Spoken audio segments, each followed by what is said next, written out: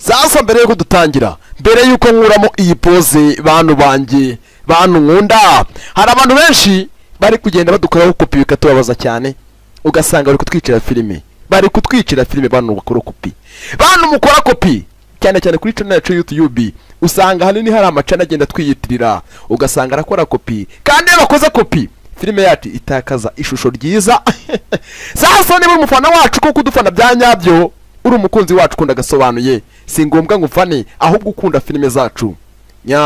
Gerageza ko wareba channel ukoraho filime za nyazo zifite ishusho ryiza. Ikiranga iyo channel ya nyayo, ukoraho filime ifite akaranganengo k'icyatsi, mimbere handitsemo rya zina risumba yandi, Sankara the Future. Akaranganengo k'icyatsi mimbere naka harimo ibara ry'umweru, Sankara the Future, ndimo Sankara the Future. Nubona iyo channel umenye ko wageze iwabo wa filime zigaragara neza. Ureke babandi batwiyitirira ugasanga bapostinze filime ifite ishusho mbi, filime yacu nukuyica, baba batwicira izina, batwicira iki ariko nabo bitone muri iyi minsi amacano yabo turayakurikirana twitonze neza cyane. Sasa kadutangire filime ni igihinde. Mwabana umwe uyu munsi wona wazaniye ninde? Mwamumenye muri filime nyinshi, muri Krishi uramukeka sinzi. Mwamumenye muri filime nyinshi zigiye zitandukanye. Koyimirige ya Rakesh Roshani yaguhimbiye inkuru kandi n'ikirenze n'ibindi, yaranayiyoboye, yagukiniye twishi, harimo Koyimirige ya agukirira Dumu namba 2. Wewe mwamumenye muri twinshi, kuri inshuro namugaruye. Sasa mu gutangira dutangiye gute? Ryari joro rimwe, umunsi umwe hari umuhamagara wa hiti, ariko ubu naba mbibye tu.